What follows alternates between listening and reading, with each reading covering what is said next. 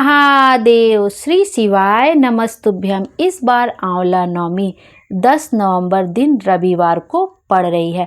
रविवार को पड़ने के कारण बहुत सारे लोगों के मन में यह संशय भी आ गया है कि रविवार के दिन क्या आंवले के वृक्ष का पूजन करना चाहिए।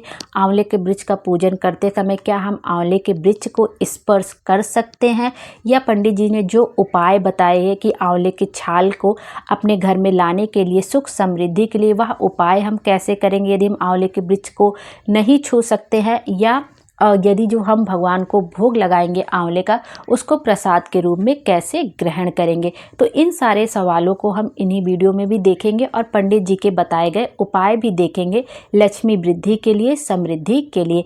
यदि आंवले का वृक्ष आपके घर के आसपास ना हो तब आप यह सारे उपाय कैसे कर सकते हैं, आंवले का वृक्ष का पूजन कैसे कर सकते हैं, वह सब भी हम इसी वीडियो में देखेंगे। सबसे पहले देखते हैं कि आंवले का पूजन का वृक्ष का पूजन हमें कैसे करना है। तो सबसे पहले जो आपके मन में संशय है कि रविवार के दिन आंवले का वृक्ष का पूजन कर सकते हैं नहीं, वो बिल्कुल निराधार है। उसका कुछ भी सोचने वाली बात नहीं, कहीं भी शास्त्रों में वर्णित नहीं है। कार्तिक मास के महात्म का जो श्रवण किया जा रहा है उसमें भी कहीं पे वर्णित नहीं है कि आप रविवार के दिन आंवले का वृक्ष का पूजन नहीं कर सकते। हाँ, उसमें ये वर्णन जरूर लिखा है कि रविवार के दिन आंवला का सेवन नहीं करना चाहिए। तो आप आंवले का सेवन मत करिए, लेकिन कहते हैं कि जब कोई व्रत त्यौहार पड़ जाता है तो उसमें हम सेवन कर सकते हैं, क्योंकि व्रत त्यौहार जिस दिन हम उसी दिन प्रसाद ग्रहण करेंगे ना, उसके दूसरे दिन तो नहीं ग्रहण करने लगे। लेकिन तब भी आपके मन में संशय है कि आप कार्तिक मास का स्नान करते हैं, रोज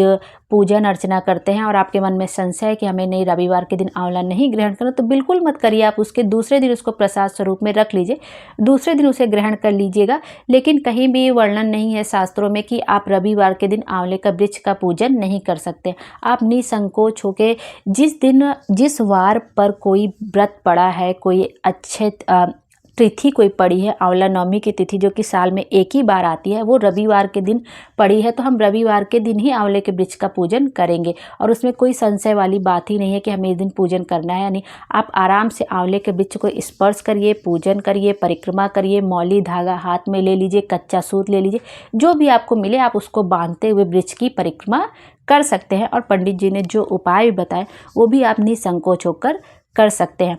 अब देख लेते हैं, ये तो डाउट क्लियर हो गया कि हाँ, हम रविवार के दिन पूजन कर सकते हैं, स्पर्श भी कर सकते हैं आंवले का वृक्ष का, और प्रसाद यदि हमें उस दिन नहीं खाना है तो हम दूसरे दिन उसको रख के ग्रहण कर सकते हैं।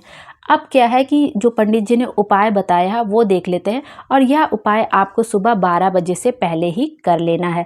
आपको करना क्या है कि आपको सबसे पहले आंवले के वृक्ष का पूजन करना है। आप जल चढ़ाइए, दूध चढ़ाइए, भोग के तौर पे आंवला चढ़ाइए, मिश्री गुड़, जो भी आपको जैसे भी पूजन करना है, फूल, रोली, हल्दी, कुमकुम सब चढ़ा के आप पूजन करिए।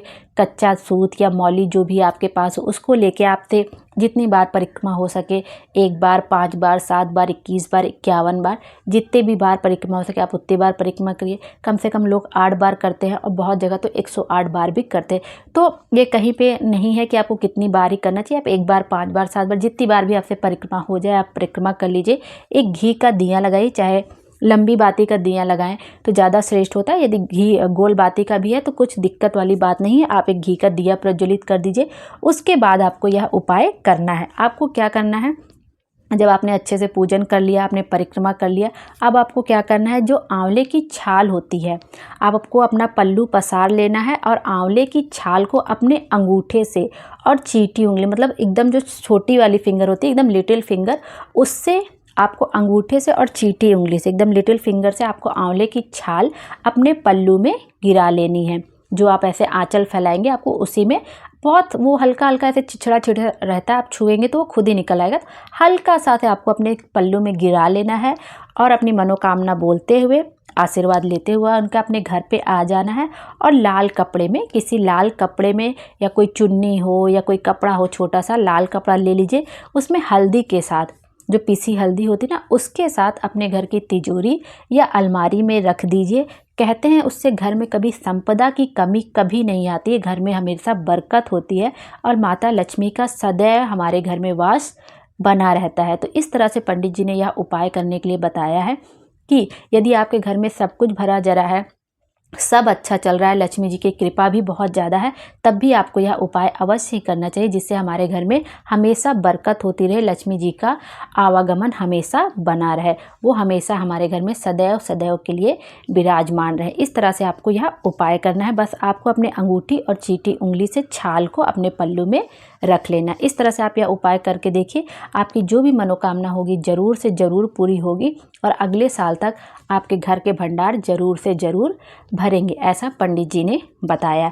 अब दूसरा उपाय देख लेते हैं, ये भी लक्ष्मी वृद्धि के लिए ही है कि जिनकी कोई मनोकामना पूरी नहीं हो रही हो, घर में धन संपदा की कमी हो, वह यह उपाय कर सकते हैं। आपको करना क्या है कि आंवले के वृक्ष के नीचे आपको एक कमलगट्टा जो ब्लैक कलर का होता है, एक कमलगट्टा और एक चुटकी हल्दी का मात्र यह उपाय है। आपको क्या करना है, कमलगट्टा आंवले की पेड़ की जड़ में समर्पित करना है और एक चुटकी हल्दी आपको ओम नमो भगवते वासुदेवाय नमः, ओम नमो भगवते वासुदेवाय नमः का स्मरण करके हल्दी आपको कमलगट्टे पर चढ़ा देनी। आपको यह उपाय बस करना है प्रदोष काल के समय। प्रदोष काल का समय वह होता है जब सूरज ढल जाता है, उसके 45 मिनट बाद तक का समय प्रदोष काल का रहता है। यह उपाय सब कोई भी कर सकता है, जिसके घर में बहुत ज़्यादा लक्ष्मी जी हों, पैसे की कोई तंगी ना हो, सब कुछ अच्छा हो, भरा जरा, वो भी यह उपाय कर सकते हैं और सबको ही यह उपाय करना चाहिए अपने घर में धन संपदा के वृद्धि के लिए।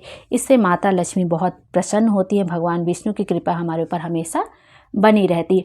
अब देख लेते हैं, यह सब उपाय हमें करना तो आंवले के वृक्ष में ही है, और आंवले का वृक्ष वह भी होना चाहिए जिसकी छांव हमारे ऊपर पड़े। लेकिन जब आपको ऐसा ना मिले तब मजबूरीवश आप कर सकते हैं कि आप अपने घर में आंवले का वृक्ष लगाए हों, तब भी आप वहाँ पर भी यह उपाय कर सकते हैं। क्योंकि जो आंवले का छाल वाला उपाय है वो तो हमारे घर के छोटे से गमले में उतना बड़ा छाल तो आएगा नहीं, क्योंकि उसके लिए बड़ा पेड़ ही चाहिए। और हाँ, ये जो कमलगट्टा और हल्दी चढ़ाने वाला उपाय है वो आप अपने घर के गमले में जो आपने आंवले का वृक्ष छोटा सा लगाया है आप उसमें कर सकते हैं। और कहते हैं कि आंवले का वृक्ष ना हो तब जो आपको आंवले के वृक्ष का पूजन करना है, आंवले का दीपदान करना, वो आप कैसे करेंगे। तो कहते हैं कि इस दिन यदि आप आंवले का वृक्ष खरीद कर अपने घर में लगा देते हैं तो वो बहुत शुभ फलों की प्राप्ति होती है और आप उसी के नीचे बैठ के पूजन कर सकते हैं।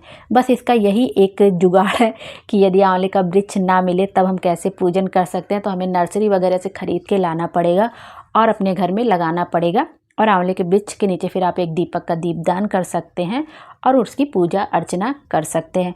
और यदि आपके घर के आसपास या थोड़ा दूर आपको मिल जाता है आंवले का वृक्ष तो वो अति उत्तम होगा, क्योंकि उसकी छांव हमारे ऊपर पड़ेगी। इस तरह से आपको यह उपाय करना है। आप यह उपाय करके देखिए, आपकी जो भी मनोकामना होगी वो ज़रूर से ज़रूर पूरी होगी। और पंडित जी ने एक चीज़ और बताई है कि आपको आंवला नवमी के दिन आंवले के वृक्ष के नीचे एक दीपक का दीपदान अवश्य करना चाहिए, और साथ में आपको कनक धारा स्रोत का पाठ भी अवश्य करना चाहिए। यदि आपको कनक धारा स्रोत का पाठ नहीं आता है, हिंदी या संस्कृत आप चाहे जिसमें पढ़िए, तो आप मोबाइल में भी लगा के रख दीजिए और केवल श्रवण कर लीजिए, तो माता लक्ष्मी की कृपा आप पर हमेशा हमेशा के लिए बनी रहेगी। श्री शिवाय नमस्तुभ्यम, हर हर महादेव। भोले बाबा हम सब की मनोकामना पूरी करें और हमारे जीवन को खुशियों से भर दे। Thank you.